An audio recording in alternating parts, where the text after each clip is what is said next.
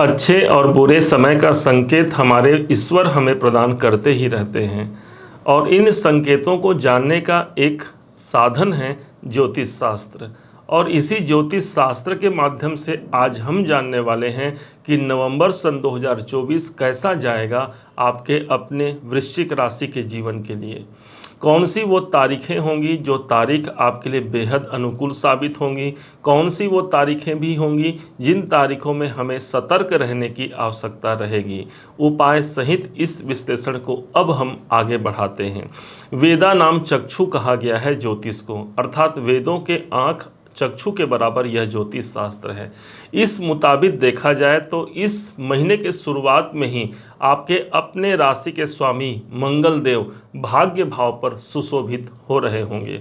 देखा जाए तो त्रिकोण का मालिक यदि केंद्र में हो या त्रिकोण में हो तो इसे एक अच्छा संयोग माना जाएगा, परंतु यहाँ पर मंगल नीच राशि के हैं, इस बात को मत भूलिएगा। इसलिए अपने सेहत पर विशेष ध्यान रखना पड़ेगा आपको।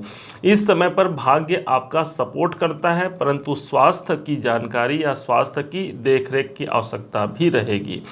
भाग्य भाव पर मंगल का जाना एक अनुकूल स्थिति को जन्म देता है। नवम भाव पर जाना पिताजी से इस समय पर संबंध अनुकूल रहेंगे और बल्कि उच्चाधिकारियों से संबंध हमारे और अधिक महत्वपूर्ण हो सकते हैं या उनसे कोई कार्य हमारा बन सकता है। मंगल को हम एनर्जी मानते हैं जो कि आपकी अपनी राशि है, इसलिए इस समय पर भी वो एनर्जी कायम रहेगा जिससे हम अपने विरोधों को, हम अपने विरोधियों को परास्त करते हुए सफलता के उच्च मुकाम तक पहुंच सकते हैं। धन की बात समझते हैं। आर्थिक पक्ष के स्वामी देवगुरु बृहस्पति हैं और इस समय पर गुरुदेव महाराज ठीक सप्तम भाव पर वक्री अवस्था पर चल रहे हैं।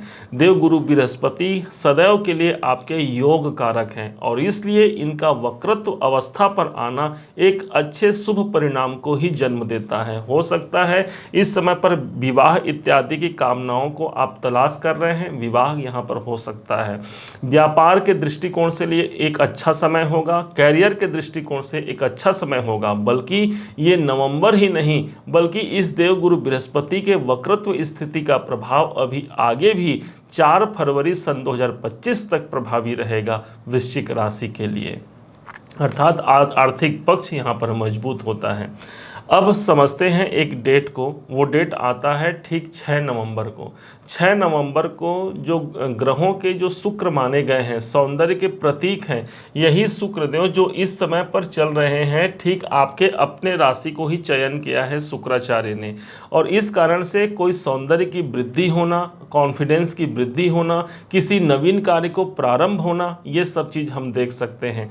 चूँकि ये शुक्र 12वें घर के स्वामी लग्न पर आए हैं, इसलिए पुनः स्वास्थ्य पर ध्यान रखेंगे। अब आते हैं एक अगले डेट पर, जो डेट होगा ठीक 15 नवंबर को। शनिदेव इस दिन वक्री अवस्था से मार्गी अवस्था पर आ रहे हैं, चतुर्थ भाव पर विद्यमान हैं।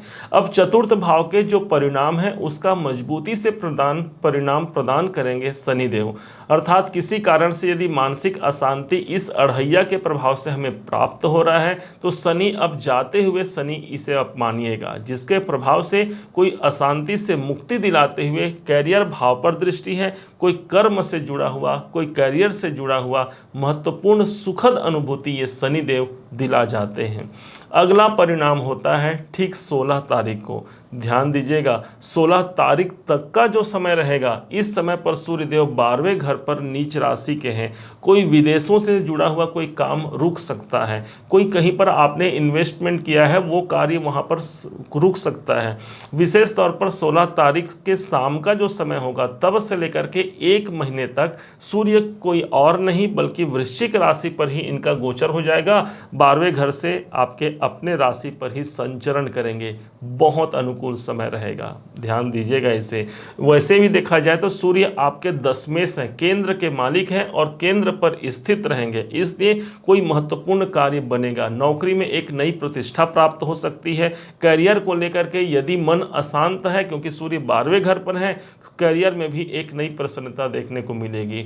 उच्चाधिकारियों से जहां आप कार्य करते हैं उनके संग आपके मधुर संबंध होते हैं, हो सकता है गवर्नमेंट से या बड़े वर्ग उच्च वर्ग के लोगों से आपको सफलता मिल सकता है अपने कार्य क्षेत्र को लेकर के। सूर्य का आपके अपने राशि पर आना स्वास्थ्य के लिए आपके सुखद अनुभूतियों को जन्म देगा। अब अगला डेट आता है, ठीक एक तारीख होगा 26 नवंबर को। उस दिन कोई और नहीं बल्कि ग्रहों के राजकुमार बुध भी वक्री अवस्था पर आ जाएंगे।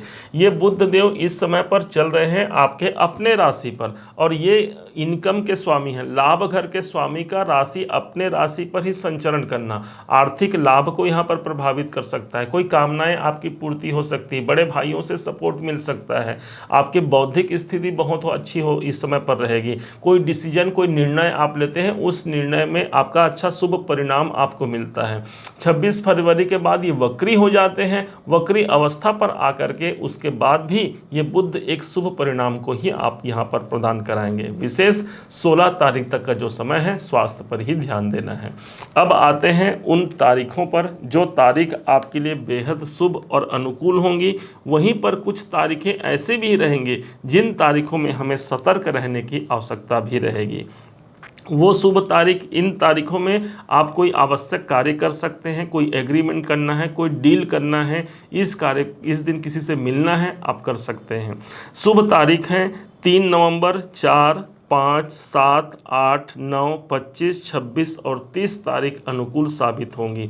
इसके विरुद्ध कुछ तारीखें ऐसी भी हैं जिनमें हमें सतर्क रहना है। वो तारीखें हैं 1 नवंबर, 2 नवंबर, 10, 11, 20, 28 और 29 तारीख हमें सतर्क रहने की आवश्यकता भी रहेगी। यदि इस दिन भी कोई आवश्यक कार्य करना पड़ भी जाए तो अपने गुरुवर का आशीर्वाद लेकर के, अपने इष्ट देव का सुमिरन करके आप उस कार्य को प्रारंभ कर सकते हैं। अब कौन से उपाय करने चाहिए आपको इस महीने को सर्वश्रेष्ठ महीना बनाने के लिए? ध्यान देंगे, यहाँ पर आपके अपने राशि के स्वामी नीच राशि पर रहेंगे पूरे इस महीने। इसलिए आप यदि हनुमान जी महाराज के आराधक हैं, उनकी सेवा करते हैं, तो याद रखेंगे ये मंगल कभी आपको अरिष्ट परिणाम नहीं देगा, बल्कि आपके भाग्य उन्नति में आपका सपोर्ट करेगा, भाग्य स्थान पर है। इस समय पर लाल सिंदूर हनुमान जी को अर्पण जरूर कीजिएगा। कहा जाता है हनुमान को खुश करना आसान होता है, सिंदूर चढ़ाने से सब काम होता है। हनुमान जी की कृपा और आपके अपने राशि के स्वामी मंगल के आशीर्वाद से आपके कार्य निर्विघ्नतापूर्वक संपन्न होंगे। उम्मीद है आपने इस वीडियो को समझा, इस वीडियो को जाना है। यदि आपने इसे समझा है, जाना है, मेरे समझाने का प्रयास यदि आपको सार्थक लगा हो, मेरे समझाने का तरीका यदि आपको सार्थक लगा हो, तो हर बार की भांति इस बार भी अपना प्यार भरा लाइक और कमेंट करना कभी मत भूलिएगा। और हाँ, यदि अभी तक आपने चैनल को सब्सक्राइब नहीं किया है, सब्सक्राइब जरूर कीजिएगा। पुनः एक बार फिर आप सभी का दिवस बहुत मंगलमय हो, इन्हीं शुभकामनाओं के साथ। जय श्री राम।